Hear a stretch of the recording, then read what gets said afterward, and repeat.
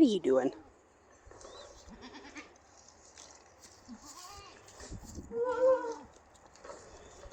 So Andy and Dorothy were just brought in so that we can treat Andy for potentially some worms, or at least feed her up in case she's getting a little bit too bullied from feed. We brought her mom in, that'd be Dorothy over there, just to kind of give her a bud. And also the thought occurs to me that it might not be bad to start incorporating the babies into some of the herd structure. So you're seeing Dorothy and Astrid having a little bit of a spat because they haven't seen each other in a while. And that's just a goat thing. They got to reestablish who's in charge. Which obviously it's going to be the little white goat. But she's older and she's got a little bit more dominance over my big skinny girl. So, now, am I worried about Dorothy and the babies? Not really. Dorothy, honestly, has the nickname of Granny Goat because she's actually been a good goat for weaning babies with. So, now she might school them a tiny bit, teach them manners, but ultimately she's pretty friendly. You can see she's tolerating all sorts of nonsense. Some goats, if they had babies sit there and walk up, they'd immediately, yeah, that's about right, turn around and do this kind of schooling. Now, Miss Calliope's over here with Miss Tootsie. Where's her sister? Yeah, Jubilee, who is fighting nobody, because that's how Jubilee rolls. Because we were treating Tootsie for potential worms. You can see Tootsie's lost a little bit of weight.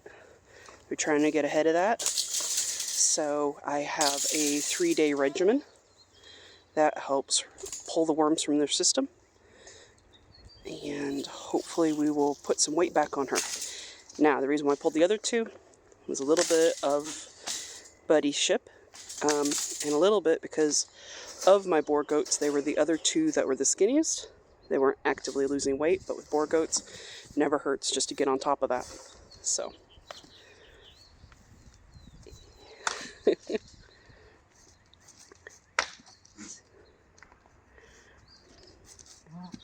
Yeah, so you can see she's giving. And Dorothy's gentle. She's not going to knock the babies to get at her. And the babies are very curious because they've never met a strange adult. They've only known the mamas that they grew up with. So, if I had one goat that was going to be good to introduce babies to, it would actually be Miss Dorothy. And you can see her kids not doing much more than telling them to back off. So, now why did we pull her and Andy out? Obviously, like I said, to treat Andy for any issues with potential worms. And it's also because I do not want to be running all over a pasture trying to catch that baby goat. So, aren't you a pretty girl? So, we do have the girls up for sale. We are selling Georgette and Miss Silk.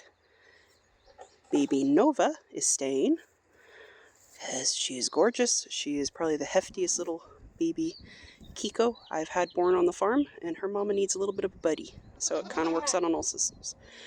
We are also selling little boys, Wrangler and Levi, so everybody's up for sale. Haven't had any hits yet, but economy's kind of a little bit crappy this time. We found the hay. So, as you can see, a lot of ado about nothing. Hey, Grumpy Cuss, how you doing? So you can see she's also getting warmed a little bit just to make sure that that's not why we're a little skinny.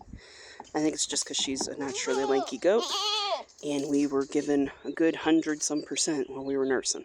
So, and honestly, when she's pregnant, we were only expecting one baby, and she must have had them double stacked in there because 2 came out.